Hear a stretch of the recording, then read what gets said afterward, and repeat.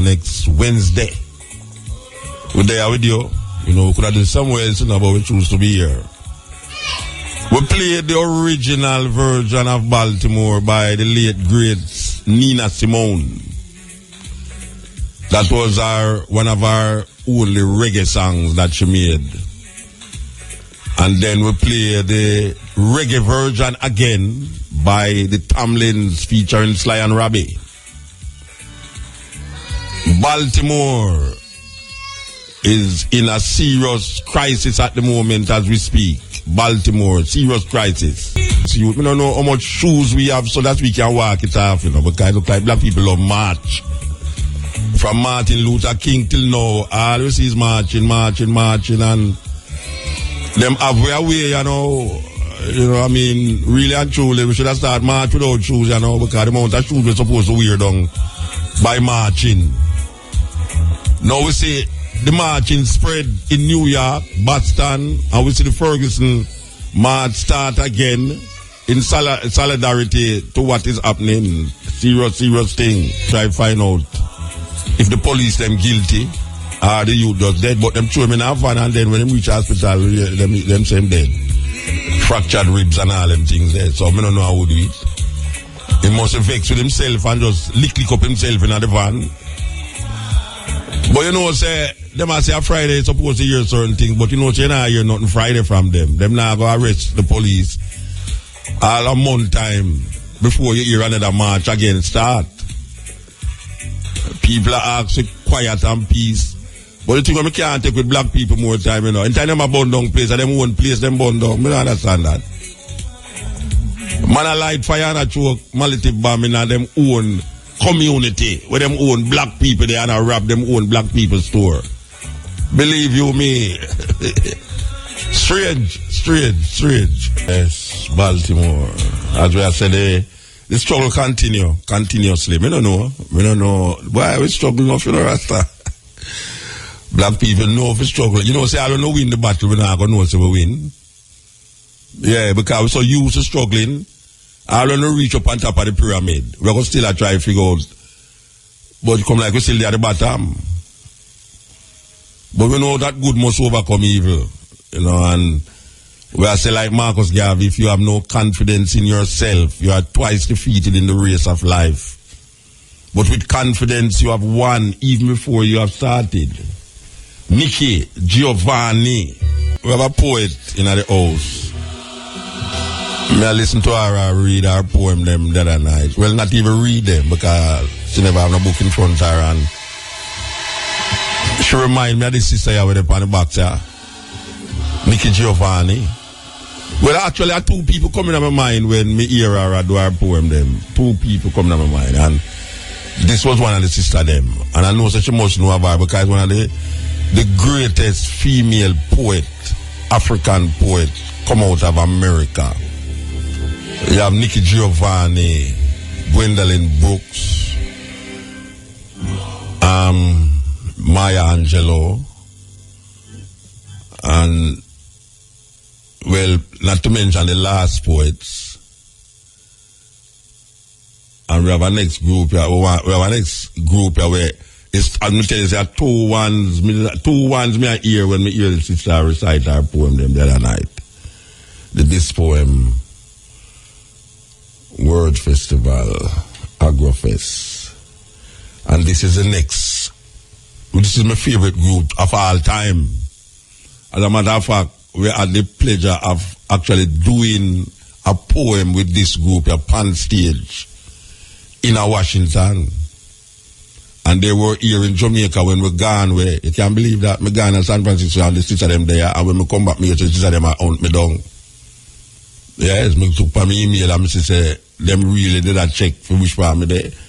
But me love them and me want to dedicate this song here and these artists to me guests in the studio here with me tonight, and you're going to hear from her. But we want to play this artist here, or these artists, Sweet Honey in the Rock, nostalgic realms of poetry. These artists that we're playing here are some poet where start the revolution with words.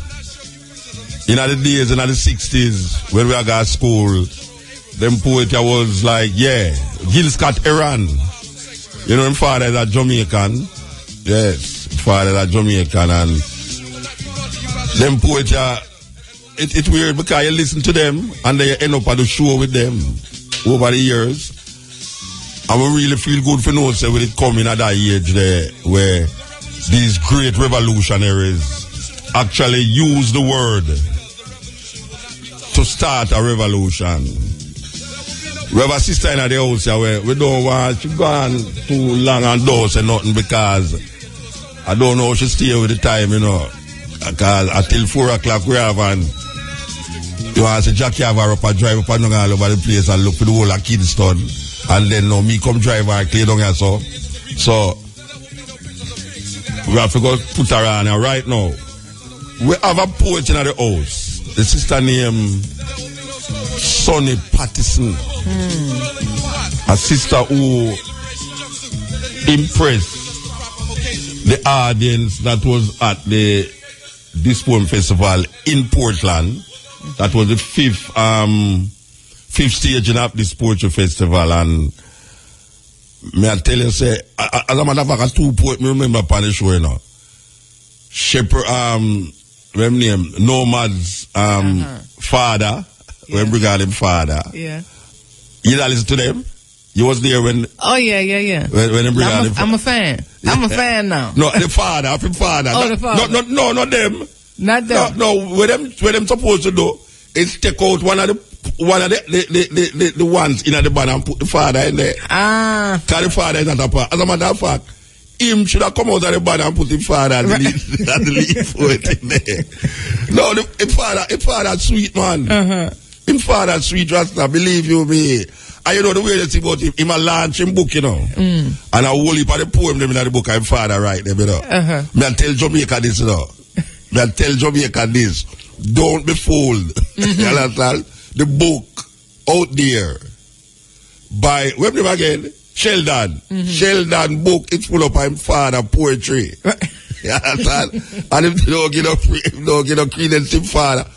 Daddy, me I tell you, man, you shot. Believe you me. It's the first year long. I don't know, maybe it's true. It's a father. I not expect a father to come so strong. Because you know the son still and the son strong. But you don't know what no father we are come on stage and just say poetry them way there, you know. So Sheldon, trust me man, you need to put your father in a Nomads. Put on an XZ on the back of the Nomads there. Look at and put your father in it. But yeah, you need to put your father in a Nomads. Put on an XZ on the back of the Nomads there. Look at and put your father in it. But yeah, so we say now, put the father out of the thing, you know. This sister went at the studio with her. We want to say good night. Give thanks. Yes. Give thanks. Yes. Honor to be here. Okay. It's the first you perform in a Jamaica? First time. Yes, sir. Yes. Oh, you feel very profile of Jamaica? Oh man, it's big. It was big. Yes. Yeah, excited to be here. Yeah, so give thanks because you know it was sometimes before, at least a couple years ago, another group was trying to get, work it out and everything, and it just didn't work out. So it worked out this time as it was supposed to. Yeah, Sheldon tell me that it seems to you upon the YouTube thing and was so impressed. Oh man. And now I see you on stage, I was so impressed. So you're there, so now. Oh man. And by the time you're done, there's the amount of people out there. That's about Jamaica now, you know. Trust me, I'm supposed to be where your manager there? Where the manager sister there? I don't know what. She got the baby. Me I plan to get with the hall managers now. I'll be a part of the manager team. No, I tell you, no. So tell me something now. You're born in New Orleans? Born and raised, yes sir. Yeah? So you did that when the whole heap of flood thing tear on the place? Well, so the hurricane hit on a Monday. Hurricane Katrina hit on a Monday, and we made it to Houston, Texas that same day. Okay. But which was a big blessing because when we got back, half the house was about 2 blocks down the street. All of the furniture was... You mean your house? My house, yeah. So we packed clothes for 2 days, thinking that we would be back on that Wednesday. And like 100 Wednesdays, coming and left since we... And you still never go back?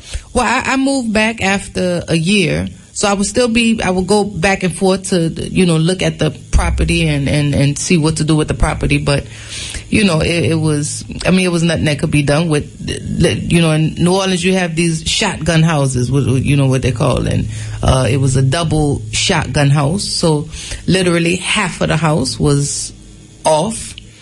And, I packed clothes for Wednesday. So we had 2 dresses. I had 2 dresses and 1 pair of shoes left. And I just made moves from there and just kept going. And so you and your family, they was in the house? My family, no. We made the decision at the last minute because it was a hurricane. We were so used to going through hurricanes that we didn't even think about it. So it kept coming up like, no, this is gonna be a big one. And I have a cousin named Katrina. Yeah. My mother said, listen, yes. If it's anything like your cousin, we need to get the hell out of here. So that's what we, that's what we did.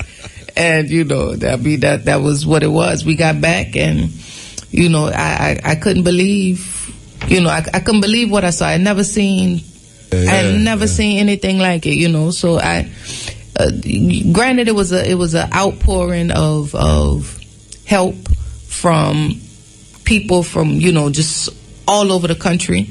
So, and people would always say all the time, oh, this is a phenomenon, this was a natural disaster. And it's like, no, this was Katrina was a man-made disaster, but a natural phenomenon maybe, but it was a man-made disaster. I can't say it was a natural disaster, but I can say it was a man-made disaster, considering we're still dealing with effects of it. We're still dealing with the rebuilding process, in some areas. It still looks like, a hurricane hit.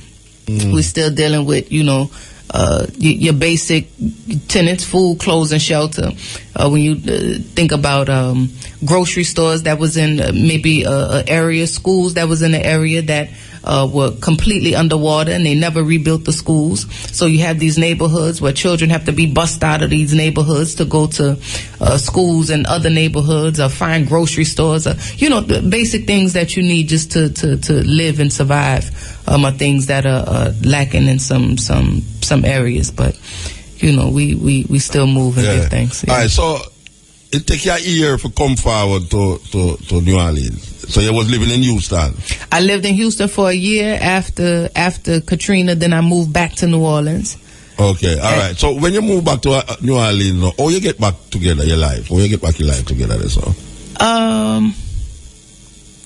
I don't know. That was, it was one of them because I was so No, but after a year in a Houston, you must start another life in a Houston.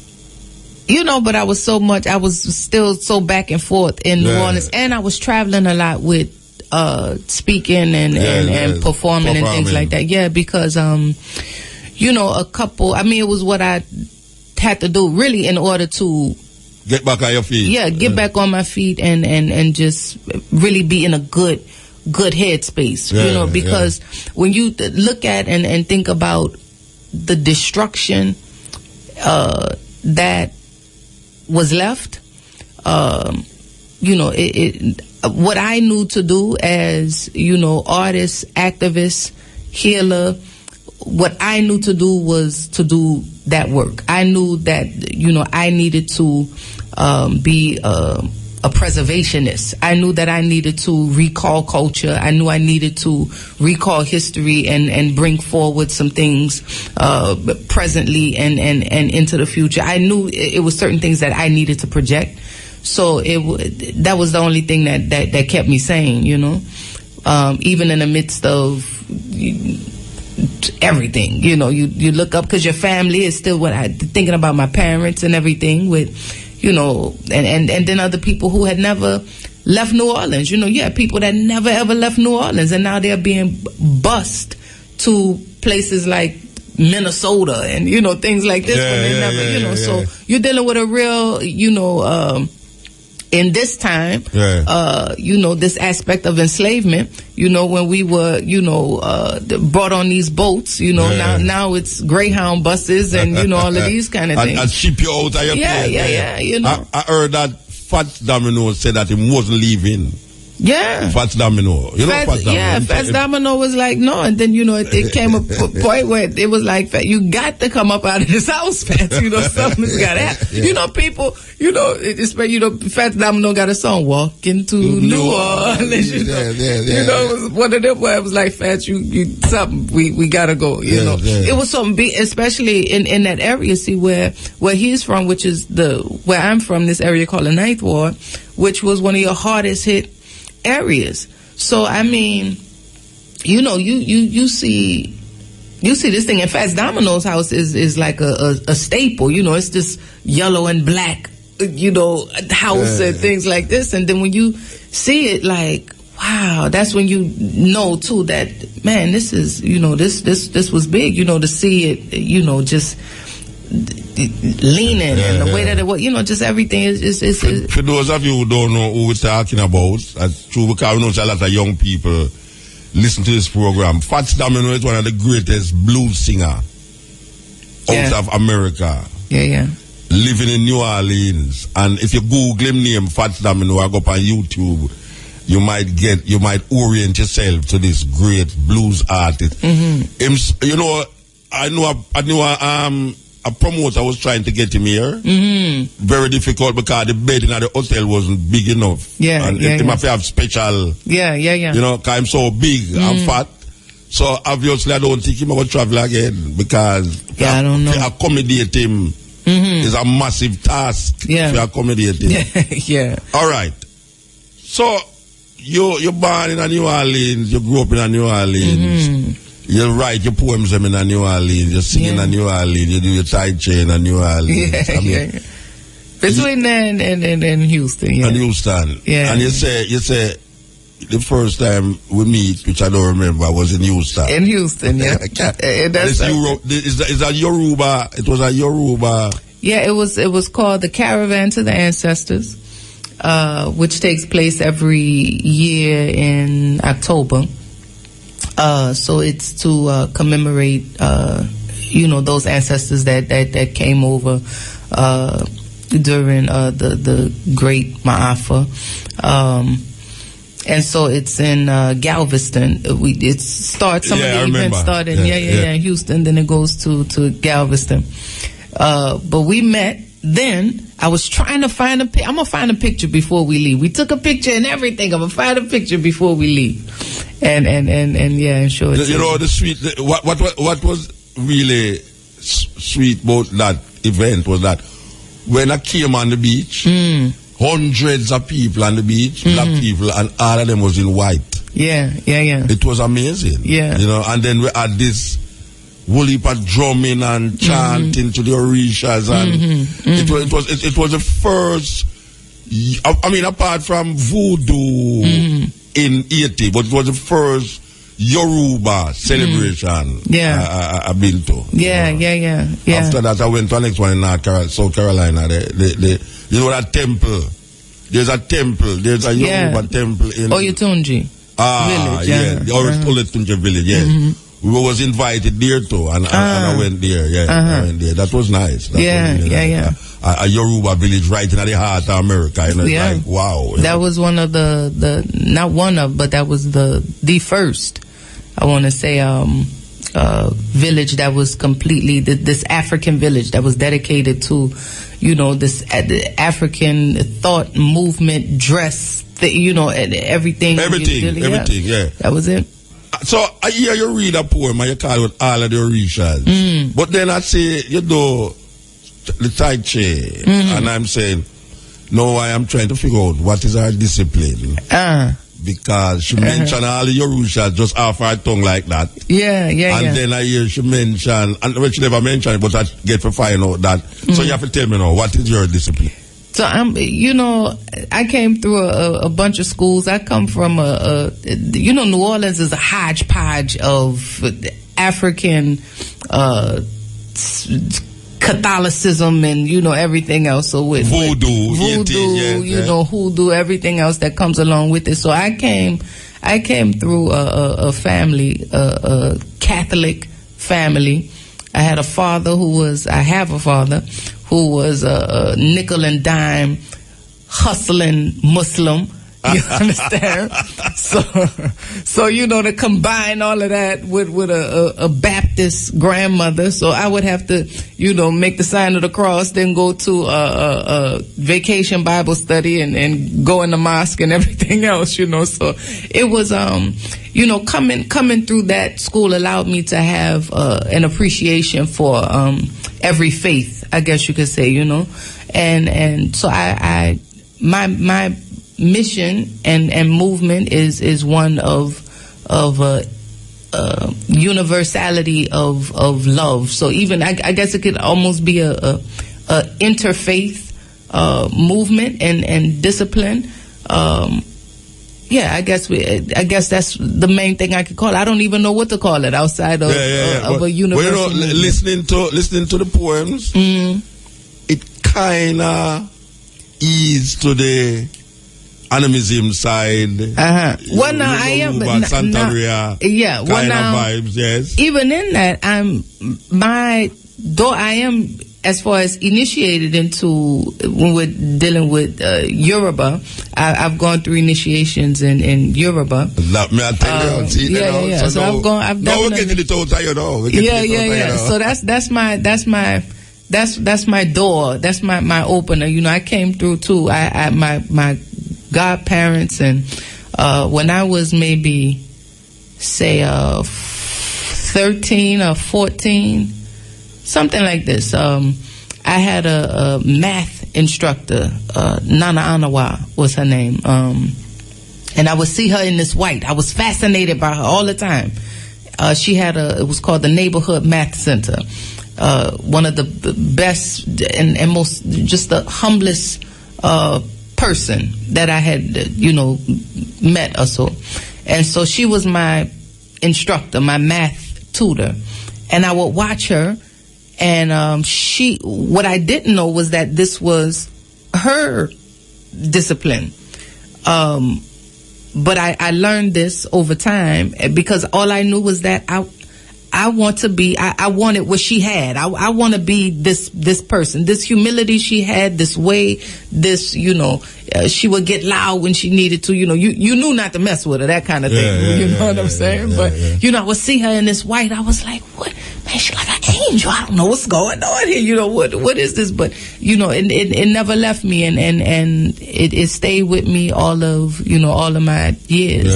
Yeah. And I'm grateful for her being an example. I'm grateful just for my parents, even for putting me in that space, putting me in the position, because sometimes because this is that's not my parents' way. Yes. You understand? Yeah, I understand. Yeah, but I give. But thanks never fight it. Them never fight it. Yeah. So I give thanks that they knew to put me in a way, So. Yeah.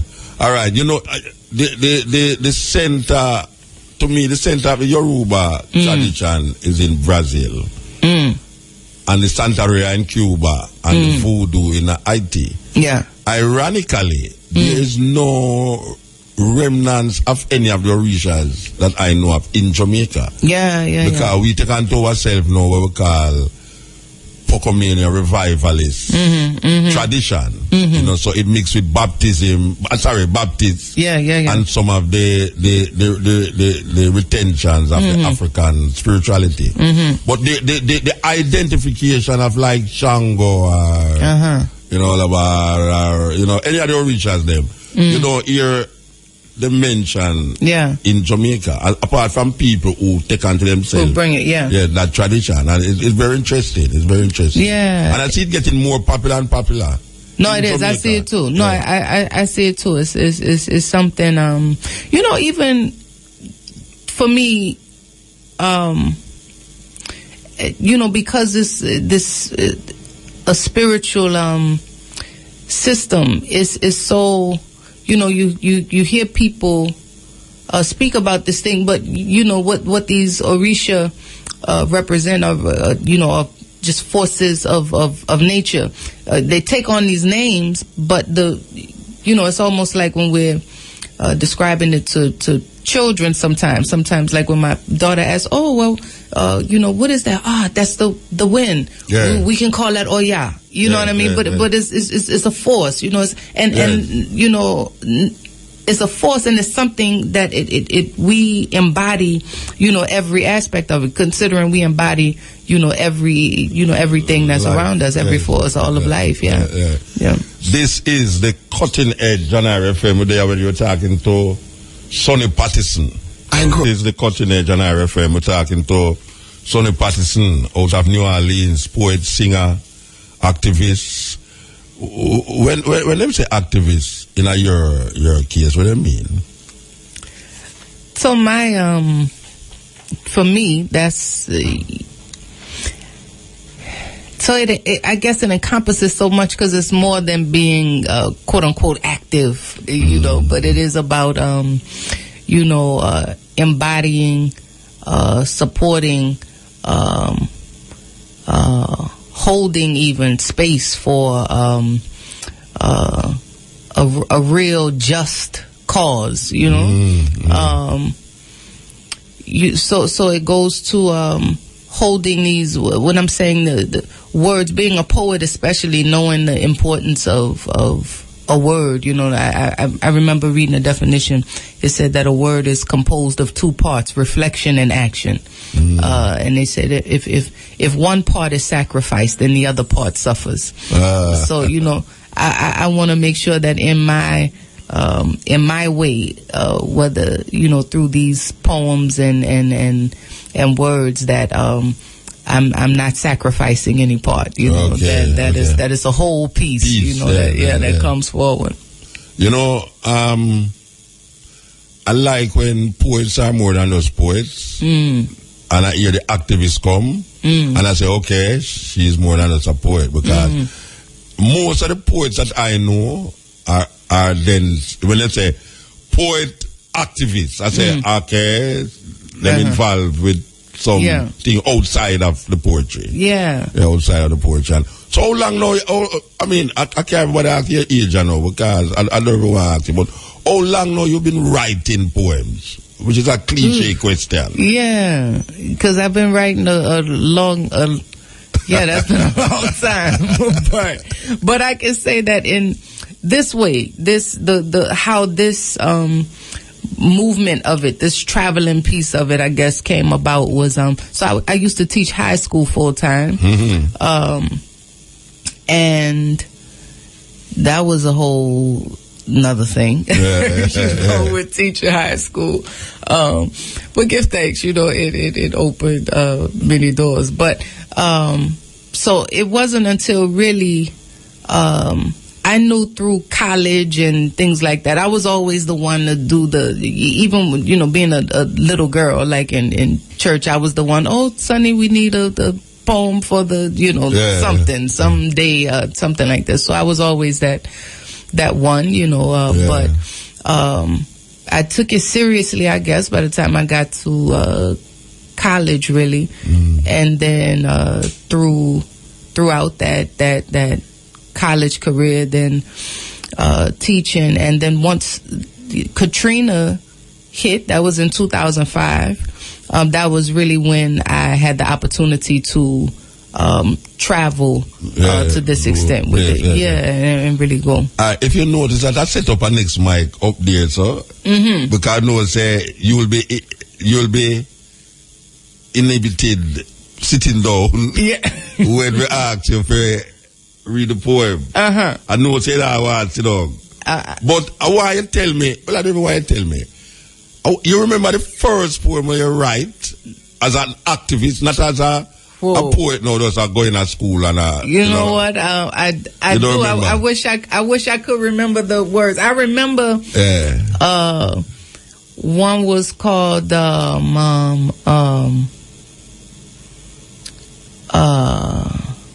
first.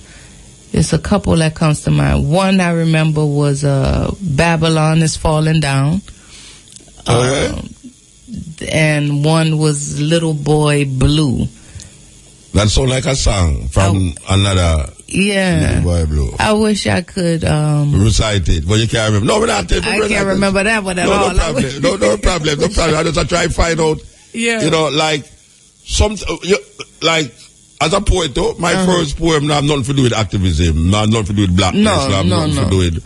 It was like a nature poem. Birds are lovely things. No, listen, that was mine. What I remember writing first, I was in the 4th grade. Yeah. And I won a young authors contest. Okay. But it was about birds. It was about birds. Oh gosh, it was birds. Something about birds on maybe the watch. Maybe some other poets, they might tell you the same thing, that is birds. They will write about birds. It was about birds.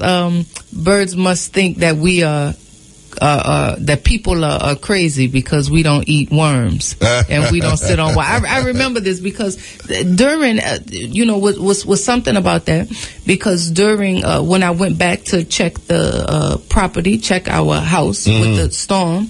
What I found was what I was able to retrieve, and this was stuck under, I'm saying caked up mud and everything. I was able to find, it was a picture of my great-grandfather, a picture of my sister, and that award from the 4th grade. Great, yeah? Yeah, that was what I was able to find. Well, I just say you get a trophy for your first poem. I get a tick. I don't know if you know what is a tick. No. But in a Jamaica, when you get a okay, I like them go to tick, it means it's right. When you get an X, it means it's wrong. Right, the check. Okay, yeah. So when I get a tick for a poem now, the teacher tell me to stand up in front of this class and say the poem. So I became a poet from that. That's it. Birds are lovely things to see, just to see them flying free. Birds with many colors. It's wonderful to see them flying for hours, you know. So that starts out. Yeah. But then it take a turn. You know, right. It take a turn, right? You start to use the problem like it's a weapon. Yeah. Like you have a gun. They stay in a white man country too long. Yeah, they just start getting like that. You know that poem. Yeah. All right. You have a style that I saw with a sister in South Africa.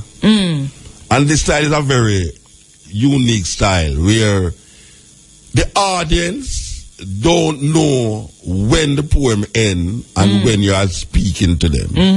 I don't know if you realize that, but are you saying you just do it because that is your style? But yeah, sometimes, yeah. Yeah, when you listen, when I listen, I cannot say you are saying something to me or you are saying a poem. Yeah. Because most of the poems don't have a rhyme. It just have a force that is coming at you. It's deliberate. You deliberate to do that. It's like a medley of things happening. And you keep going. You know, sometimes I get so caught up. Emotional. Yeah, that I just continue. Go. Yeah, just keep going. And I allow myself to keep going. Sometimes it's something that's like clicking. Yeah, like okay, you can stop. Maybe you can stop now. Maybe you know this kind of thing. But then it's like no, you keep going because I still want to be mindful of people. I want to be mindful of sometimes mindful of people's palates, you know. Yeah, what them can take and what them can't take. Yeah. So I don't want to be too. I don't want to be a brute about it, but I do want to. Well, you have some brutal poem, you know. You have some brutal poem. Well, we can tell you something. I go back to this sister in South Africa. I'm going to make you one of her poem then, but she performed for an hour, almost an hour, and she didn't stop. She just keep going on and on. I mean, every part of what she said, the audience was with her, and you can hear that them understand what she say, and there was an applause. So, cause sometimes the applause even drown what she was saying, that you want to tell the people then what the whole enough top of the line to hear what she say. You understand? But I find it's a very interesting way for read poetry, though. Very interesting way. Like you just If I ask you to send up half hour now, and you could have done half hour without stop. Because I think you do more than half hour without stop. Yeah, I think so. Yeah, and you don't look on the paper. I don't. Sometimes. But the other night you wasn't using a book. You never start out with a book. No, I do write them. You know what happens? I think over time too, I've lost so many books. Yes. And so I train myself to, when things start in my head, I kind of finish it and formulate it in my head. So sometimes when I do write them down, by that time I'm only writing it to make sure that I'm remembering it in the way that it is in my head. So by that time it's sometimes on napkins or receipts or something like this. But I do write. I am a writer because I write, even if it's whether it's prayers or my journal entries, what I'm grateful for, and all of these kind of things, and whether it's essays and things like this. But it's certain poems that the lines just come, and I keep it there, and that way I know I won't lose it. Well, I find I have lines in my head 6 months and can't figure out the next line. No, that's exactly it. Because for me, it's not a poem. It's never the. Well, I don't want to say never, but it's not always the beginning. It doesn't. The line is never the beginning. It's not always the beginning of the poem. Yeah, it's just the idea of what you want to get across. Yeah, or certain words that I know I may want to use, or certain energy that just may come through that I know I need to express, but it's never the beginning. Is never the beginning. Yeah. It's continuing in your mind. Okay. I want to give you the mic, I want to give you the mic. I don't feel the people want to hear me for the rest of the night. I mean, I want to hear you in terms of where you're coming from. I still want to hear about this Tai Chi thing because I say, wow, the Tai Chi. Oh, you're getting at that? I explain to the people then what is Tai Chi too. So Tai Chi, Qigong is more of an internal martial art. So the breathing drives the movement. It's quite often in our daily lives, either we don't breathe fully, and quite often our movement is dictating our breath, when our breath should dictate our movement. So we'll see that if we are, still enough and we breathe deep enough, certain rises and falls, we'll see our arms tend to rise and in sync with the breath. So it's really about balance and alignment and aligning the breath. Because quite often we're moving through life panting, we're not necessarily breathing. Yeah, like me, I know. Yeah. Jamaica don't allow you to breathe. Yeah. It allows you to pant with all the full heap of problems and never things we are going around. It's pure panting at the whole of there, all the young people, Yeah. If you look on the young people, in Jamaica, it's them not breathing, No, they're not breathing. No. Them pant. Yeah, that's what it is. Yes. I'll this lady behind me. Right. She not breathing, she pant. She pant, man. Yes, okay. This is the Cutting Edge on RFM. And author of Acts of Faith. And you are listening to Muta Baruka. In honor of those who came before us. Ancestor, breath, bridge, carry us over tumultuous time. You who can hear and answer with quick remedy, ready before we ask. You who can speak through tongues of trees and fire and water, earth cannot hold you. We pound the ground and you appear, O ancient ones. You who can make lightning strike with the flick of a skirt. You who can make tornado turn with the spin and span of hips. Take us there, to the place of knowing, to the hall that leads to the doorway of you, O holy ones. You of the first light, you who know the potential of possibility pulsing in the dark, deliver us unto our gifts. You who have sunlight in letting your fingertips touch our drums. Make us hear the rising, make us move a steady stump, a choir of voices so majestic. Heaven hides us in a tapestry of light. We are stars, blankets of wonder, sky bright eyes, seeing the invisible, visible. You who have returned, you have turned our faces so that we see ourselves, and we have found you again in places we would have never imagined. You make our limits infinitely long, our visions clearer with eyes closed, and even there you still stand in full color, vibrant and eager to serve. They come coffled and cuffed, feet heavy with uncertainty. You can hear them breathing from miles away, shallow and short. Tethered souls don't know how to breathe deep, and auction blocks do not lend to comfortability. Naked and frigid, tar baby smooth like skin, lathered up real good to conceal any wounds. You know massa like 'em free from disease, or at least appear to be quiet. You know massa like 'em silent. And blocks do not lend to protest or chatter. Chattel have no say. Just smile big, show them pearly teeth, stretch long, push, pull, parade, grope, fold over, wide open. Let us see from behind how much you are worth, how well you can work, how familiar, ancient and new niggas for sale, fresh cargo. New niggas for sale, a lively stock. Don't you see 'em? Can't you hear it in the whistle of the wind and the howl of the breeze and the pour of the rain? Can you taste it? Sugar cane, sweet, indigo, rich, rum-like, intoxicating. There is something about suffering that makes men mad and makes others money. Something about others doing your dirty work that somehow seem to keep your hands clean and your conscience clear, clever. Can't you smell it? Oh, it's in the seasoning. Something that makes them more tender, much more palatable, more suitable for enslavement. There is something in the breaking of a spirit that makes a better slave. Can't you feel it in the thickness of injustice, in the gaze of despair, the click clank of cuff? They come coffled off the good ship.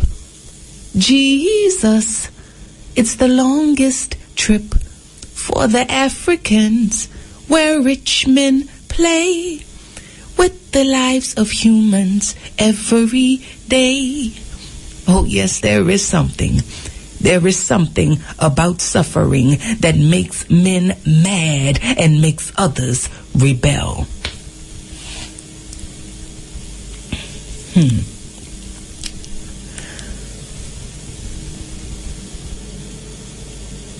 We have not always found comfort in killers.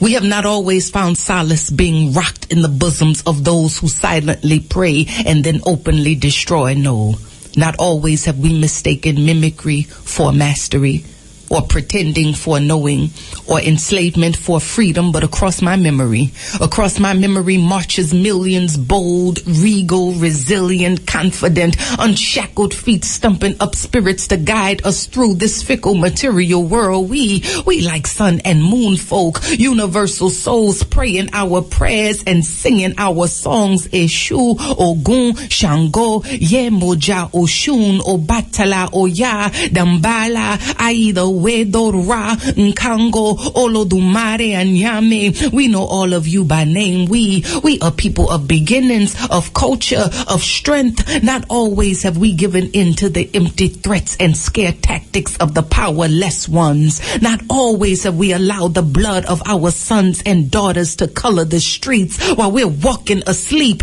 marching to the beat of death's siren song. They're still wearing their sheets, nooses in reach, showing their teeth, and then smiling, it seems. But I hear in the breeze, in the rustle of the trees, and the dangling of the feet, they say, please, please don't let them ever forget. You see, not always have we suffered from amnesia. Not always have we forgotten how to conjure up spirit, ancestor wisdom, fix up a mixture, spiritual elixirs, ancient traditions. We like magicians, God-like vision. We are people of sight. So no, not always have we fallen for this okey doke or inhaled the hazard hazardous smoke of the manipulators, or been satisfied with crumbs from meals our hands have prepared. You said life for us ain't been no crystal stair, but at least the steps are there to push us up higher. Teach us how to go beyond the destroyer's disguises. Look them in the eyes and be able to see, cause what's surprising when you know the nature of a beast, and especially when they've shown the same face for centuries. So you tell me, what's the difference between two sisters in New Orleans shot point blank in the back of the head and two women bombed in their car in Baghdad, or government-sanctioned killings in Kenya and a sister held hostage in a house in Virginia, or poverty in Jamaica, poverty in Haiti, rape in Rwanda, or rape in Somalia, a sweatshop in China, or one in Guatemala, or smallpox in blankets, syphilis in Tuskegee, formaldehyde and FEMA, ethnic cleansing and Katrina. I recall within his speech, Dr. King made us aware. He said injustice anywhere is injustice everywhere, so they can spare us that drama, huh? Look, we got the heart of them field working mamas. We carry the torch of that ancestor fire, so with every fiber that flutters in our being, with every find that comes from our seeking, with every hearing that comes from our listening, and every sight that comes from our seeing, we must be faithful, strategic, victorious, and we must be free. Now, this is a poem for Tevin.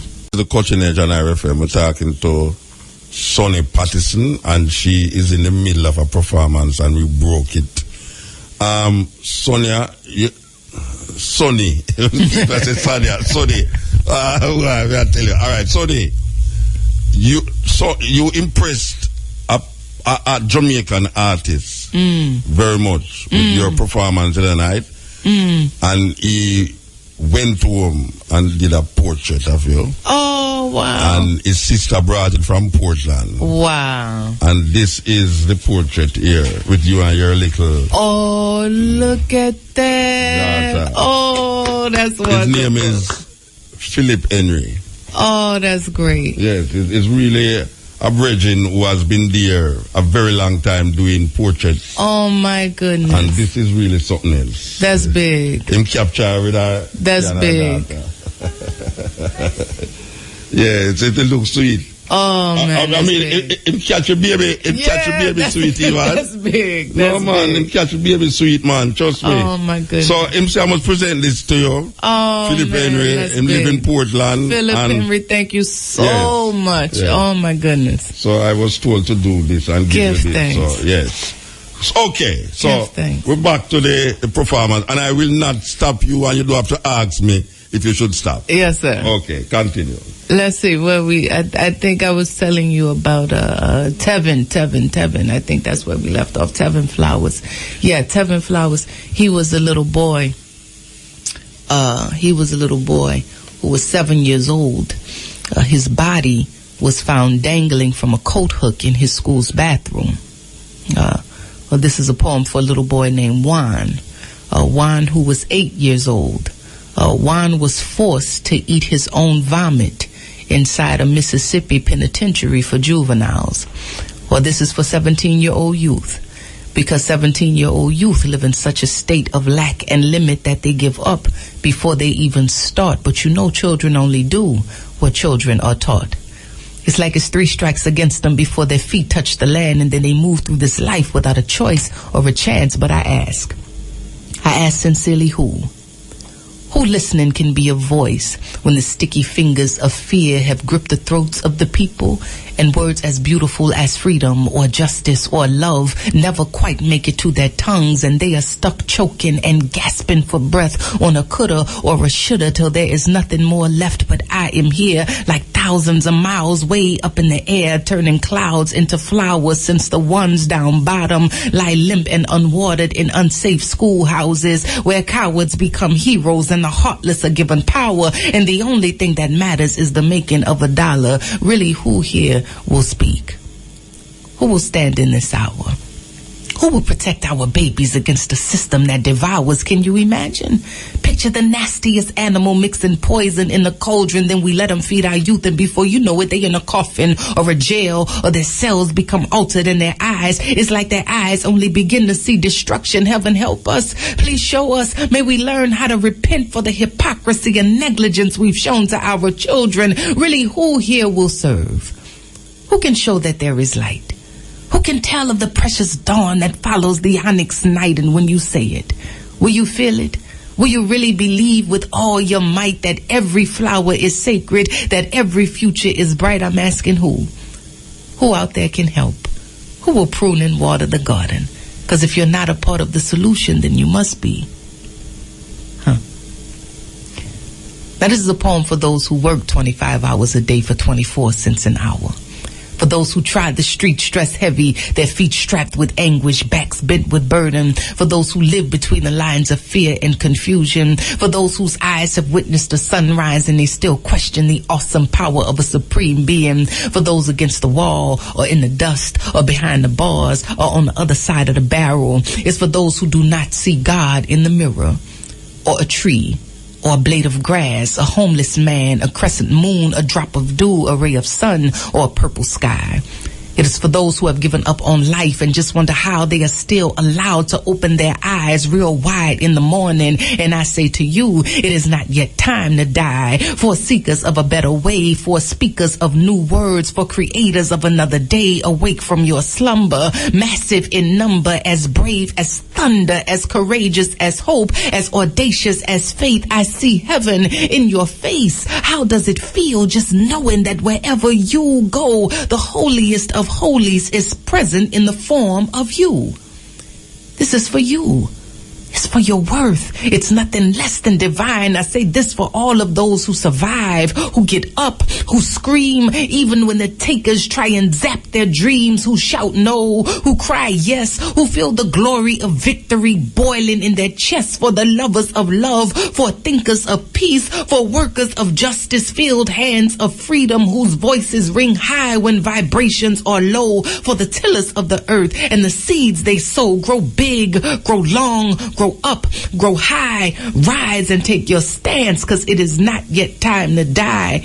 In honor of Baltimore, they could kill one human body, but I'll see 1 billion rising. I see 1 billion rising. They kill one human body, but I'll see 1 billion Baltimores. I'll see 1 billion Jamaicas. I'll see 1 billion New Orleans. I'll see 1 billion Trayvons. I could see 1 billion Harriets. I see 1 billion Mike Browns. I could see 1 billion Malcolms. I'll see 1 billion Marcuses. I'll see 1 billion Asante was. I'll see 1 billion rising. I could see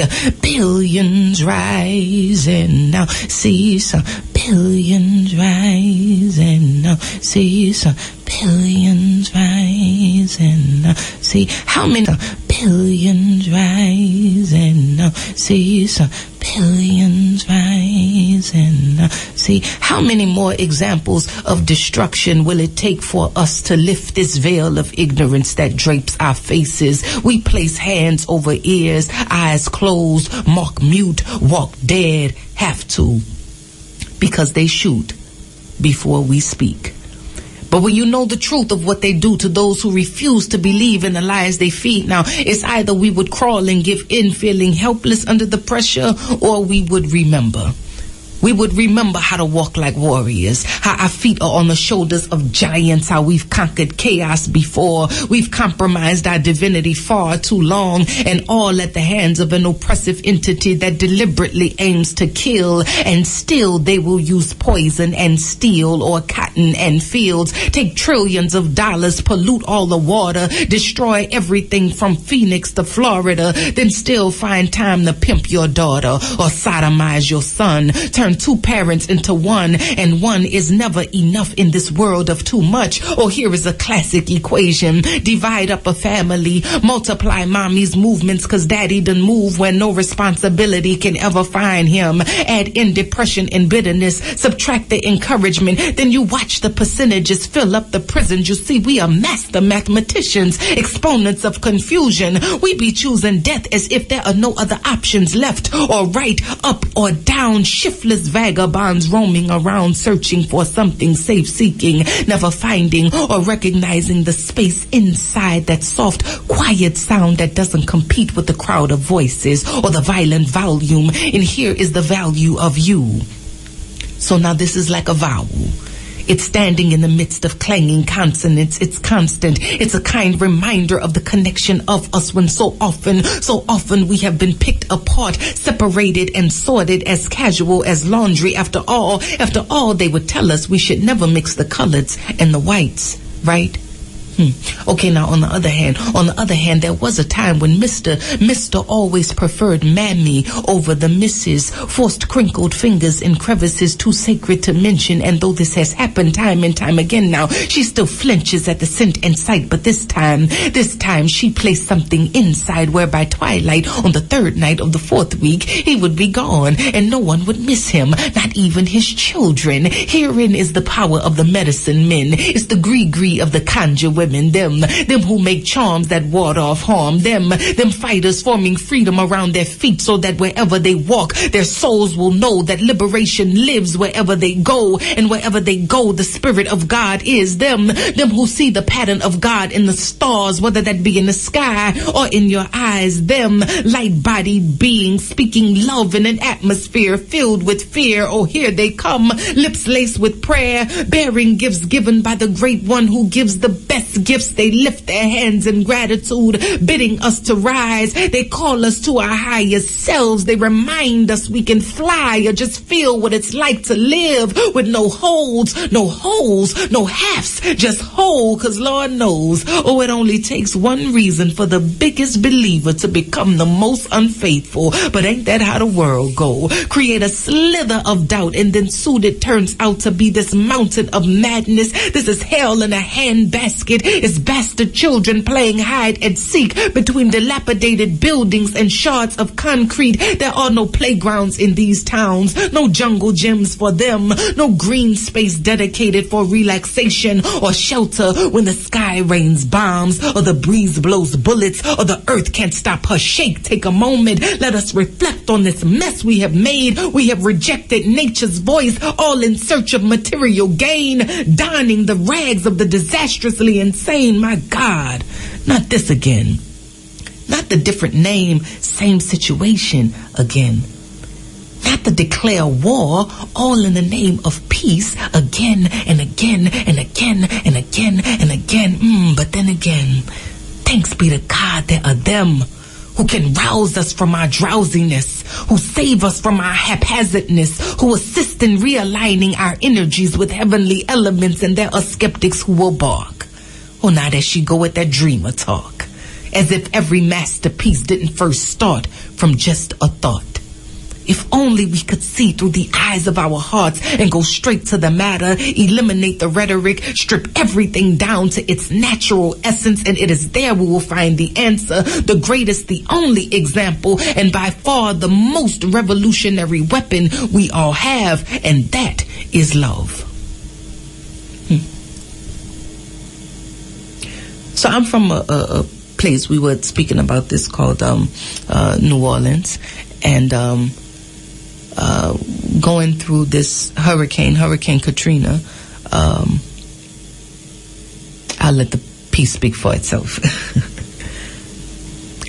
We know this place, for we have glanced more times than we'd like to share into eyes that stare with nothing there behind them but an unfulfilled wish and an unconscious yearning for life. Though death rests comfortably beside us at night, their moans are louder.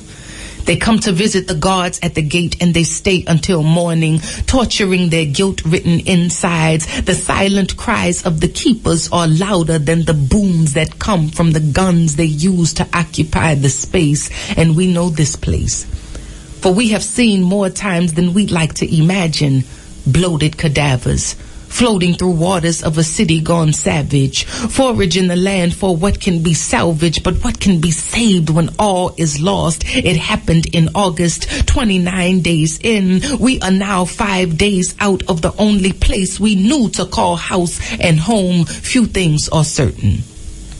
1, we have no food. 2, there are more bodies lying at the roadside than hot plates being distributed, or first aid being administered, or recognition as a citizen. 14th Amendment. X. Refugee. Check. And we know this place. It's ever changing, yet forever the same. Money and power and greed, the game. They suck and devour the souls of the slain. What a feast for the beast at their table of shame, with napkins round necks to catch the blood that drains from the flesh they chew. Oh, it's hell again, and we know this place, all too well. Dank with the smell of death and doom. It hovers, it smothers. No growth, no room, no pretty, no please. Just gray, just gloom. Just born me a hope, and it died too soon. Just jucking, just jiving, just living. Oh, we just fools. And we know this place is decked in all its array and splendor. Golden streets with good intentions capture our attention. Their gadgets and inventions, pesticide the food supply, flu-like symptoms, diabetic condition, a cancer in the system, health on hold. It's a pistol to the temple. Go run to the churches. Tell Reverend it's simple. Good works and good deeds is what equals redemption. But tell me, please, Jesus never mentioned how the churchmen get extensions on freedom while children are being fondled from the altar to the streets, then back to the sanctuaries. It's kind of scary, ain't it, to know that both the prophet and the priest practice deceit, then come to the people and they claim peace, peace. They come to the people and they claim love, love. But where is the peace, Where is the love? Where is that balm in Gilead that can heal the wounded soul or make the half man whole? I swear we know this place, because we have vowed before never again to return. But oh, here we are. We back in the desert, dry mouth and thirsting for waters from heaven. But come, come, children, rally round, and maybe together we can make a sound that'll shake the trees or rattle the ground, make strong our knees. We's a freedom bound, and we know this place. Reclaim the crown, hold on to the prize, never put it down. Be firm in the stance, no breaks, no bows. Gotta forward on, mama, make your move now. Forward on, babas, make your move now. Forward, dear children, 'cause freedom is right now.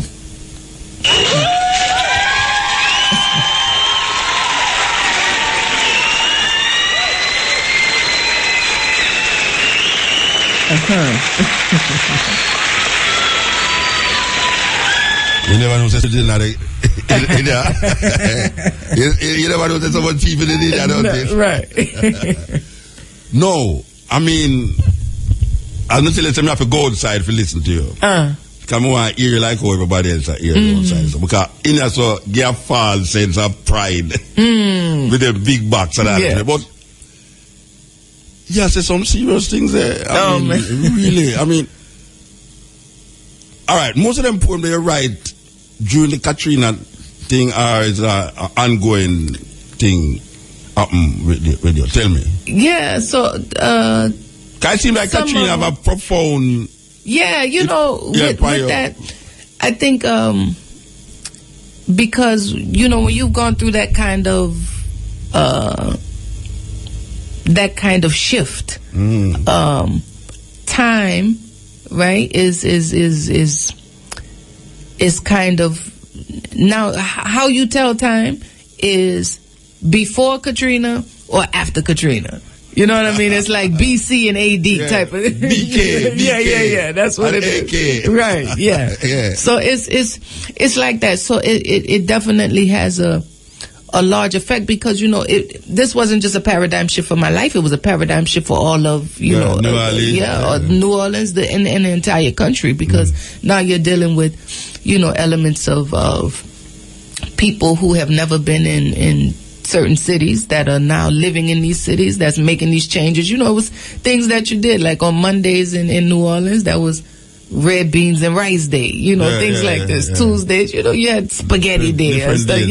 So Jamaica too. We have that in our old time, Jamaica. Yeah, so you know, when you go to another city and they don't have these things, you know, you're like, what do we do? You know, in New Orleans too, you know, say for a funeral, you know, these things this is like a celebration, you know, it's a big band and you know, things like this. When and they don't put the body under the ground. No, they put it on top of the ground. Yeah, you know, on top of the ground or in a wall.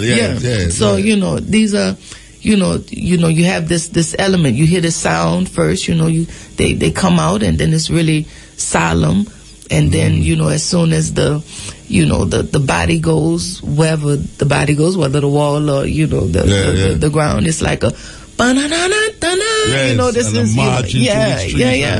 So you know, it's these things that you had to, you know, keep in mind. Like, wow, now how do we celebrate now a funeral? How do we celebrate a birth? How do we celebrate a wedding or you know, these kind of things? And then I can only imagine, you know, when we go to these different cities, it's like, here they come, you know, trying to, you know, no, this is not our way, you know. So you know, it's all of these things. So it's you know, so when it comes to the poetry, I'm moved to never. It has to be raised, you know, it has to be brought up, especially because I was somewhere else and they said, you're still talking about Katrina. And it's like, wow, you know, this is an amazing thing because when we're looking at the state of the educational system, when we're looking at, like we were speaking about earlier, this aspect of food, we're thinking about, you know, this is a result of, you know, what has happened. So, you know, we have to keep that. We have to keep it at the forefront because there's still things that need to be done that's not being done, you know, and still things that have to be addressed that's not being addressed. You know, when we talk about this aspect of enslavement, you know, nobody wants to go all the way back to slavery. Nobody wants to, you know, talk about this. You know, nobody wants to talk about that kind of PTSD. You know, that kind of post-traumatic slave syndrome. You know, but the problem is that they go way back to BC. Yeah. And cross and a man dying from the cross. I mean, slavery just that compared to the man dying from the cross. Yeah, slavery is the other day. Right. Right. It's the thing, you know. So when especially, you know, you thinking about the states and everything too. You're talking about Jim Crow. You're talking about, you know, segregation and you know all of these things that play a part. That. For whatever reason, just like even with talking about Baltimore, you know, here we are, and it's like, oh, it's burning, it's looting, and you know, these criminals and thugs. The Obama call them thugs. Yeah, the criminals and thugs, but never once. You know, we're talking about, you know, these thugs that killed, you know, that killed this man and severed his spine. Never once were they thugs. Never once were they the criminals, you know. So it's like, you know, these police officers in this system, they do the killing while the people are on trial. Yes. you know? Yeah, that's really what is happening. Yeah, that's what it is. Them kill you and you go on trial. The victim becomes now is, you know, now I'm on trial, you know, for my own life. All right. You in Newton, Bobby Seale, all of them, man, you was part of that.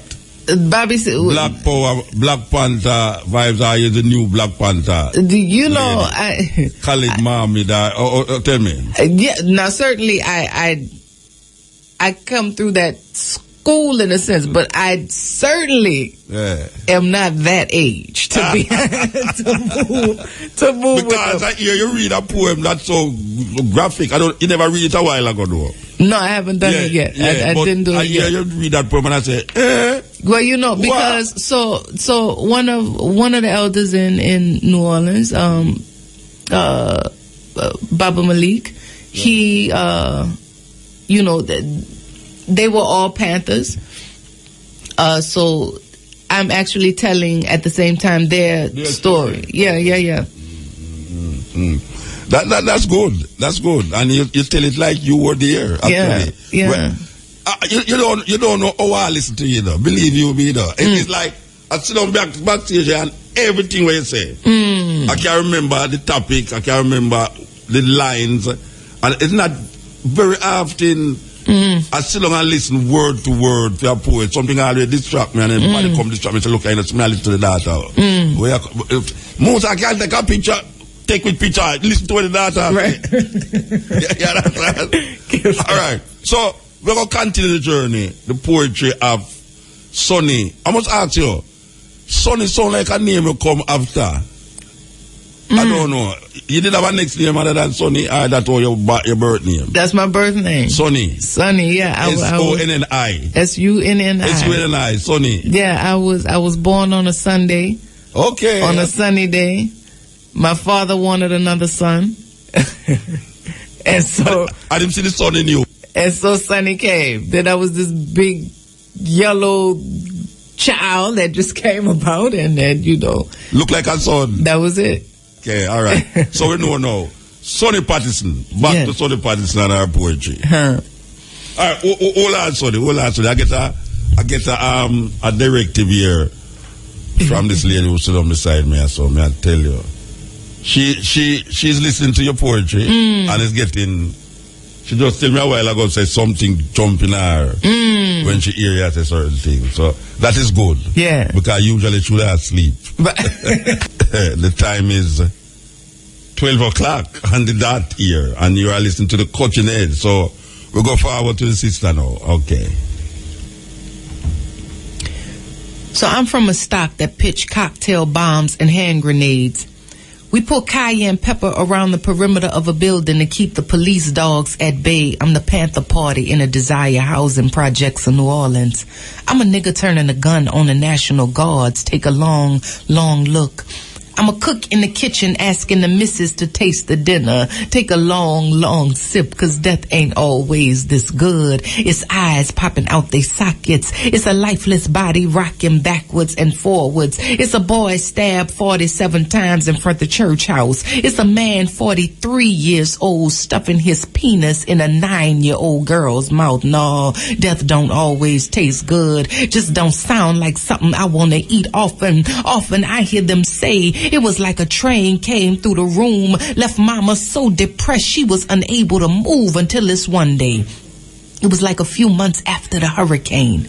Husband and child found the Trinity bloody in bed. His wife, his son, his other daughter was dead, and on the end table there was a letter that read, it said I couldn't stay here, not for 1 minute longer, and it made no sense for me to leave here alone, cause who would take care of my babies with their mama gone? I'm telling you, death ain't always good. It'll leave you finning for water and food. It'll riddle up your body in the Audubon ballroom. They'll El Hajj Malik El Shabazz you, crown you king, then dethrone you in a Lorraine hotel. They'll disfigure your body to where folk can't tell if you Emmett Till or not. Tell them, mama, keep that casket open. Let all the world see it ain't just burning in Mississippi. Hell is hot wherever you be, from the rooftop to the cell block. Step on up to the auction block and bend over. Touch your toes, show your teeth, lift her titties, examine his balls. Now this can damn near sound like a hip-hop song, but it's slavery at its peak, huh? It's a circus for all the freaks. They'll warn you, caution when you speak. Can't afford the truth to leak, but we'll say blessed are the meek, and all the ones who make peace, and all the ones who are persecuted for the sake of righteousness. For we say theirs is the kingdom, earth is their inheritance. So no matter how treacherous, they'll try to trap us in them trenches. They'll dig deeper ditches, but all that matters is this. It's like, which side will we pick? Which path will we choose? It's either win or lose, cause death don't come in vain. Not for us to remain enslaved or our spirits to remain in cages. It comes so we might be courageous to fulfill our obligation to our God in all creation, to stand in determination, able to look death straight in the face and say we made it, we made it, we made it, we made it. Oh, Joe, I tell you, man. I tell you. Wait, we can take my brethren that call we from up at the top of America, you know. Here, brethren. Oh, Oh, divinely manifest from where I stand. Oh, my beloved sister. Lord, strength, light, and peace, and I am standing vertically with my fingertip touching the sky, bursting out and affecting even inanimate object. My beloved, we have a gift for you, and we just have to share it in this moment. Just this moment. Listen. Shit from the cradle to the grave. So many people lost their lives because they misbehaved. So get the page, gotta be brave, gotta hold your own. Don't let this misconstrued world take control of your dome. I said it's like we at a standstill. Rapidly moving, we can't stand still. Superfluous intellect get in the way of your thinking skills, clogging up your eyelids. Now you're blinded, binded by the bad-minded. Superstition, what you didn't know. Curiosity killed the cat. Satisfaction brought him back. When you dead, you really dead. Can't nothing bring you back unless it's reincarnation. Different manifestations, personifications of a Christ-like nature. So we twice like nature, in a weave with the creators, infinite in my zero, as above, so below, just to get the balance, seems like such a challenge, but to overcome a challenge is a talent to be praised, multiplying by my days, illuminate like sunrise, sun rays, peep the arrays of the thoughts that I convey, higher ways of being, freeing the cycles of survival, crabs in a barrel for the title, increasing rivals instead of embracing, replacing morals with allegations, which are integrity, readily, steadily then go. How high, how low? Tell me cause I need to know. I need to know. So let me know, man, we moving. Frequency wave proving. Staying true to the movement. Staying true to the inner. Cause I was born a winner in a world full of sinners. Where even the holy commit crimes. So never judge me for the way that I get mine. We all gotta eat. I said we all gotta dine. So let's grind till the heat so hot that we can't endure it. I know a lot, but not enough, and that's for sure. So fill my cup up, I want more. Fill my cup up, I want more. Now I'm drunk off this knowledge. More shots, can't take enough of this knowledge. But no matter how much I gain a fool, I always will remain. So I said, His Imperial Majesty. I said I wish I could be more like you. Yeah, His Imperial Majesty.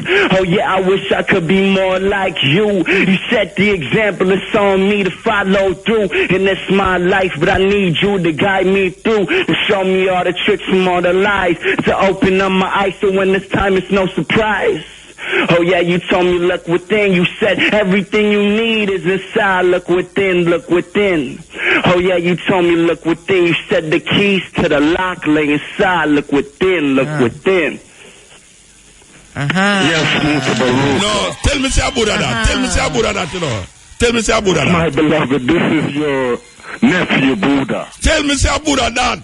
That is Buddha, your nephew. Oh, gosh, man. Oh, gosh, man. I tell you. I tell you, man. Rough. Among the Sasalawi. Sunny. This boy, hold on.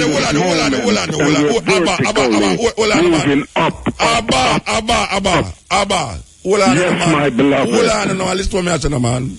Yes, divine one. Buddha, Japan this poem festival next year. Yeah. Yes, beloved. It's overdue.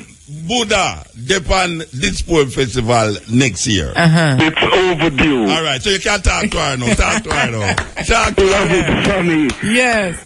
You've injected me with the medicine from the infinite space. And I say more light and more light and more joy in the celebration of this birth. Indeed. Sunny, you're more than a son.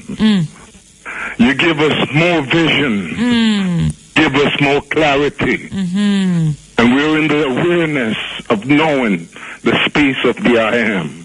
Let my words be few, but know me by my deeds. Hey. We love you, my beloved sister. I love you too. I love you too. Joy eternal. Thank you. Give thanks, Abba. Give thanks. You're more than cook food. Thank you. All right, give thanks. That's big. That's a brethren from all over the place. Trust me. Man, that's big. And that was his son. That was his son? Yeah. I see the son where, you know, and he grow big now, and He might chop. Trust me, he might chop, Rasta. Believe Give me. thanks for him. He might chop. Yeah. All right, so it's where your cars now. It's where your cars. Yeah. That's it. A bastard. I'm up top of America. Look at that. We need it. All right. Remember I was telling you about a sister from South Africa? Yes. I want to play one of her poems. Please. Female poet. And as I tell you, say, with that tour with her, she was 9 months pregnant when she had the tour. We do Cape Town, we do Durban, we do Johannesburg, we do Zimbabwe, we do Malawi. And everybody on the tour feels that she like a baby. And it's like about 15 poets that travel. It's the largest contingent of poets that travel in Africa. And she, may I tell you, man? I mean, she performed for 1 hour and non-stop. She don't take no break in between words, nothing at all. She just go on and trust me. I saw you did a go on up at this poem thing. Trust me, man. Anyway, we're gonna give back the program now. We're gonna give back the program. Yeah. We're gonna give back the program. Okay. This is a blues poem for my mama. So Faith ain't got no eyes, but she got long legs. That's probably why my mama stand proud. Look, Faith ain't got no eyes, but she got long legs. It gotta be why my mama don't cry. Look, even when daddy beat her, even when daddy cheat her, poor mama don't shed no tears. And even though he come home smelling like alcohol, poor mama don't have no fear. She take the keys to the car, then hide them in the backyard, and that's when all the fussing start. He'd say, "Babe, where the keys? Because I'm ready to leave," and that's when poor mama got caught. She'd look into his eyes, it wasn't no surprise. He took the anger out on her face. A right jab to the nose, and then a couple more blows, and there was blood all over the place. And so we sat on the bed, 'cause I was truly amazed. My daddy left us that day. He cared more about his liquor than me and my sister, but I really wanted daddy to stay. And so we prayed, and then my poor mama said that daddy had to go away.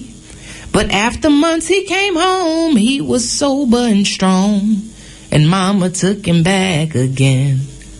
He never raised his hand, 'cause if he did, he would land in a grave. That's what mama said.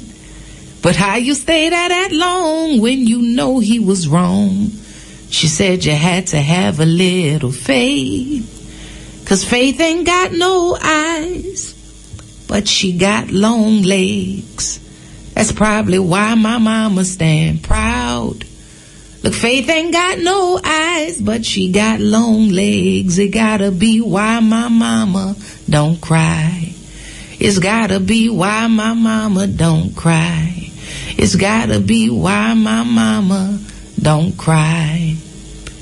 And now he speaks of his dreams as if no one is listening. Like mere whisperings in the wind, but I hear him. I see him. See him searching the air for a piece of peace, or at least something more to hold on to. 'Cause now what we hold on to are the same attitudes that allow our visions to slip through the slits between our fingers. And I guess that brings us back to that question of old, like what is a dream deferred? I guess it's something like faith without works, or a truthful word left unspoken or unheard or unheeded or forgotten, about to rot in the corner. And by the time we realize this is what we have been wanting all along, it's too late. But I'm here to say it ain't never too late, 'cause while truth may change its clothes, it never changes its worth. It just wants us to come closer. Keep your hopes up. I know it's difficult, and especially when you feel you've given all you can give, and they say live and let live, but even that gets hard when dead men walk and darkness fills the eye, and the only light that's allowed to penetrate is the flame from a match to a joint laced with crack, and I can't rack my brain on how to bring you back. Daddy, I just pray that you sane enough to pick up your slack, and wherever you lacking, let divine remembrance fill those gaps. Like don't you recall that throne you sat upon, king? Or don't you recall that queen you left behind before all these feathers invaded your mind, before this dullness took over your life? You were divine. Remember, I still bring offerings to your temple. I still bear sacred food for you because I know that you are much greater than the obstacles you go through, and I will tell them who may not believe, please don't weep. I will tell them not to moan, cause I know you'll be home, transformed, reborn, like a bright and lustrous sun rising on the eastern horizon, as intense as the noontime, and you will shine like forever in my eyes, but your eyes, Daddy, your eyes, be ye not blinded by the vices that reside. Be ye not blinded by the voices that lie, for you have been endowed with the power of the Most High. Papa, regain your glory. Let shine your light. Let love it lead you, and remember your plight, for divine remembrance is heavenly sight, and you are a God. Don't you remember? Excuse me. You want some water? Yeah, you know, my father, listen, my father, I don't know now. My mother is a strong woman, because I probably would have left my father long time ago. You understand me? Give thanks though for togetherness, you know. Give thanks for so where is he now? Look, they're still together. They're in Houston. Yeah, they get on each other's nerves all day. They just called, as I was in here, they just called. I told them. Oh, yes? Listen, I just told them several times. I said, I told y'all I'm doing, I'm doing the radio. They don't care though. They don't care. You should not put them for the radio, man. Look, that's what I need to do, you know. Yeah, but you should not put them for the radio. They are a trip, man. You know, they I don't know what to say about them. But them still together. Still together. No matter how them are going at the old. Still together. Yeah. So they've been together since 69. Watch that. Yeah, so, my father, yeah, he's a trip. You know, the thing about it is, before Hurricane Katrina, my father was clean and sober for 17 years. After Hurricane Katrina, that went out of the window. So we watched him go to maybe about 5 different rehabs, and it was still this issue of these drugs and everything, and this is the thing, I guess you could say, that we're dealing with this kind of destruction. It's not just about rebuilding houses. It's about how do you rebuild a spirit. How do you rebuild a man in the process? How do you rebuild this woman? How do you get yourself back together? How do you put back together the pieces of your heart, the pieces of your spirit, the pieces of your soul, So, watching him go through that process, and watching my mother go through, and just all of the family in general, go through that process and try to hold a person up in the midst of that, when you're dealing with this aspect of addiction, how it's a heavy thing for it's a heavy thing for the family, because then you have a issue where you have to be sure that you're not sidestepping the sobriety, so you have and this is the case, I think, with whether you've gone, whatever your hurricane is, it could be, we all have these issues in life, you know what I mean? So,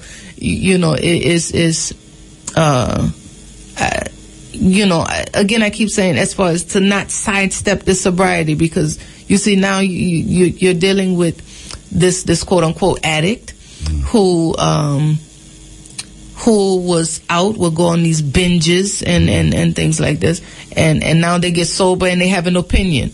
right? And because they're human, you know what I mean? They have an opinion, they get it better and stronger, and you know, it's not like I'm not out of my mind. No, you know. So here the people who, you know, are quote unquote sober, you know, because even sobriety is. So how long this happening now to him? How long? So you know, give thanks, you know, he is much better now, but this has been a process since I mean, you know, at least within, you know, 5 years or so now. So you know, he's much better. And he, you know, I can say his story because he will not hesitate to say his story. You know, my father is one of those people. He's both my father and mother. They give. They're givers, you know. And my father, he'll say all the time, you know, if he I heard him say, this was when he was at a low. And I heard him say, if I'm at the bottom, I can at least, I can lift. I can lift someone else up. At least, you know what I'm saying? So I appreciate that about him. I appreciate the fact that he, obviously make the stumbling block a stepping stone now. 5 years. Then he watches so many movies, you know. So he's like, "You're in Kingston. You know what happens in Kingston?" You know. Come like me. I'm like that. It's not Mark. You know, it's not the movies. You know. A little biography there from Sunny about that. So I keep saying Sunny and Sunny. Sunny. I keep saying Sunny. Sunny. We can hear this call answer. Yes, blessed. Infinite blessings. Blessed man. Night, Sonny. Good night, good brother. I need to ask a question, but before I ask that question, I just need to applaud the substance of the festival on Sunday and the value that was added to it when one Sunni Patterson went on stage. What a blessing. Because I don't claim to be a connoisseur of poetry like Mr. Muta Baruka. But actually, I'm a poet. Yeah, I know you're a poet as well. Not a connoisseur. I am a poet. Not a connoisseur. But I listened deep, and that's what I do. And I, as you said, one of the definition of word is reflection as well as action. And I noticed the ability to stir emotions within the audience. And I noticed, I'm just hearing for the first time that you do Tai Chi. The connection with your discipline in breathing, which now pushes out that healthy energization, which is transferred to your audience. And then the conviction from your own journey, which has caused you to articulate these different experiences. It leads me to ask you a question, because I found out just recently that your host is, in the Chinese, is an astrology, a dragon. And I need to find out which month you're born. That's the first thing. And what day in the month. Oh, you say, which host is a dragon? Which one? Alan who? Is a dragon? Yeah. Not a rat? By the no, you're born in 26th of December. Yeah, I know you're the 26th of December, but it's 1952. 52. Yeah, that's a dragon. Okay. I am the rat. Bongo Jerry is also a rat. Oh, he's a rat. Yeah. Okay, all right, sir. Continue, yeah, but I just need to know what Sunny is, because it speaks to your ability to bring the emotions from the life experiences into action words. Yeah. So go ahead, Sunny. So I'm March 11th. Whoa, yeah. Whoa, look at now. Look at now. Look at now. Yeah. You know, my daughter and my wife in the same, one of my daughters, I should say, in the same March. Yeah. Right, that's all. One at 5th, one at 12th. You are the 11th. Yep. Wow. Yep, the 11th. And I'm the 3rd. You're Third of March. That's right, yeah. Huh. All right, sir. That's it. Here the Pisces. Sir. Now I think I'm a goat, but No, what year? You don't have to tell me age. But I'm 79. You're 79. Yeah. That's 67. Yeah, that's a sheep. A sheep. Okay. Yeah, you're the Sheep. sheep. Sheep. Yeah. Yeah, you're a sheep. But I just need to I don't cut you, but you know if you see her, you know it's the same Sheep. person I read. That makes sense. After the poem, them, you know. If you I see know, her, I if know, you saw I her know. physically, you would know it's the same person I read the poem, them. She's Yes. nowhere. The person over. She it's like Dr. Jekyll and Mr. Ida Guardia, so over there. So. Yeah, and I pick up the levels. Because, you know, I was there with my digital recording studio picking up some of the stuff. You're serious? Yeah, man, I was like beside Talia. You attack. All right. That's me, yeah, man. You attack. All right. Yeah, man. And, we're going to radio house, you know. don't worry about it, man. Don't worry about it. But bless up yourself, Sonny. Yeah. Good to know that you're a March born. Yes. And that means I could have guessed it because the sensitivity is too sharp. And the ability to put it in words, you have to have that degree of sensitivity. And March people are the most creative of all the 12. Okay. But Muta, who is Earth and Dragon, they're the brick wall. You know what I mean? And but we can go into all of that another time. But I just need to applaud the sensitivity and the creativity. Yeah. Give thanks. And I got a little bit of the recording. So yeah, give thanks, Bridget. Give thanks. Yes, Yeah, man. Yeah. We want to let's move a little and make an announcement here that all prospective ganja farmers from Bambo and surrounding areas here, like other districts, are invited. That is in a St. Anne.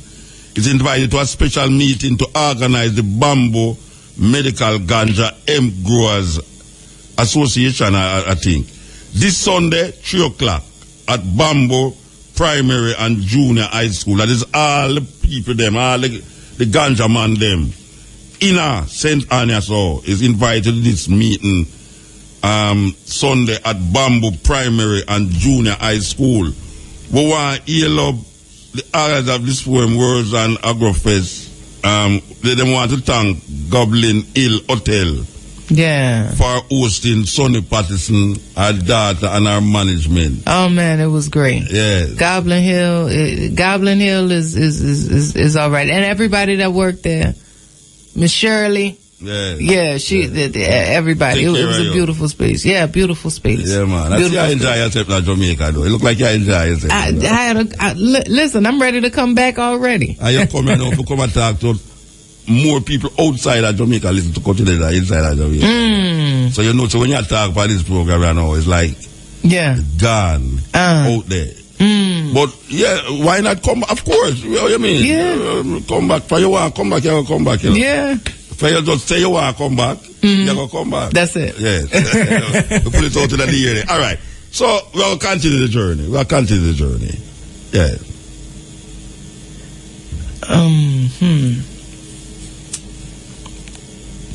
They wanted her piecemealed, paper-mached, practically broken, limp-like, and loveless, a litany of exaggeration. They wanted her low and high, flat and wide, filled with all of their empty. They wanted her to be more like them, not knowing that her conception was immaculate, that she was birthed in sandalwood-scented river water, sweet sapphire, honey-touched tongue. She was too much of a mouthful for the greedy. Just a small amount of her was more than they could stand. Oh, they wanted her bland and barren, unspirited, un-African, uncultured, under siege in the streets. They wanted her face down, ass up, handcuffed and ankles strapped. They wanted her knowing she would never want them back. Oh, they wanted her holy, baptized in her divine. They wanted her secrets, pearls to swine. They wanted to unravel the mystery of her design, fascinated by glory, hypnotized by her kind. They wanted her complete. They wanted her whole, though they came fraction, half-hearted, half-soul, with no regards and no knowledge as to who she really was. Oh, but if they knew Praise songs would rain from the clouds of their eyes, clearing the vision, bathing the heart. They would bow every time they saw her, be their best selves when she was around, knowing that to want her is to love her, and anything else would be a crime. Oh, if they knew her, knew she was the glue to their revolution, the life flow of blood through their veins. If they knew her, she would know. There's a bunch on my mind. I feel like doing, I do a little hip hop and all of this type of stuff too. So I feel like doing all kinds of stuff. I don't know. Maybe let's see. Can I ask you something? Mm-hmm. You have any CDs out or book? Yeah, so I have some CDs. I don't have any. You don't have any here? But no, I don't have any here. Okay. But you can get them through a website, SunniPatterson.com. One is called Porch Prophecies. Another was Ofo Ashe, Words of Power. Yeah, and those are the two. They are. Yeah, they're there. Who produced them? They have music on it. Yeah, some music. It's music on there. So it's a brother of mine, Wali Zen, with Trickle Down Entertainment. He produced a lot of the. One is a cappella. The Ofo Ashe one is a cappella. And for a while I stopped selling them. It was just stuff we needed to do, and it was so much of movement, it was just a lot going on. But Trickle Down Entertainment, he produced some of the things that I'm working on now. He produced some of those songs along with another brother. His name is Wonder. Another brother, that I tend to work with. It's a trip because it's one a rapper who is so not like me, what I do, but it's funny because speaking of South Africa, one of the songs that we worked on, it's myself, another singer. Her name is Chrisette Michelle. And this brother, his name is he goes by the name of 2 Chainz. And it's always funny. People laugh because he's so this hood ghetto rapper and everything. But it's one of those that anytime he calls to do something, I don't hesitate to do it. So now the CD that I'm working on now is it's kind of slow. I don't want to say slow coming, but it's steeping just because I've been moving around. Moving around a good bit. So when I get to record, I do. So it's a lot. It's a lot that I'm. Sarah Jones? No. You don't know Sarah Jones? No. Okay. That's a sister would I like come to Jamaica too. Why so much sister I like come to Jamaica? It's unbelievable. Yeah. Okay, so we'll continue. I mean, what you know, it's your show. Gotcha. So you do what you want to do. It's your thing. Got it. You got to do what you want to do. I can't tell you what to suck it to. You understand? Let's see. I almost feel like we need maybe an instrumental. You something. You want a little instrumental? Let's see what we can do. Yeah. Like blues, jazz, or a little jazz? I don't know. A little something we could reggae. Something. It don't matter. All right. Make we take this online.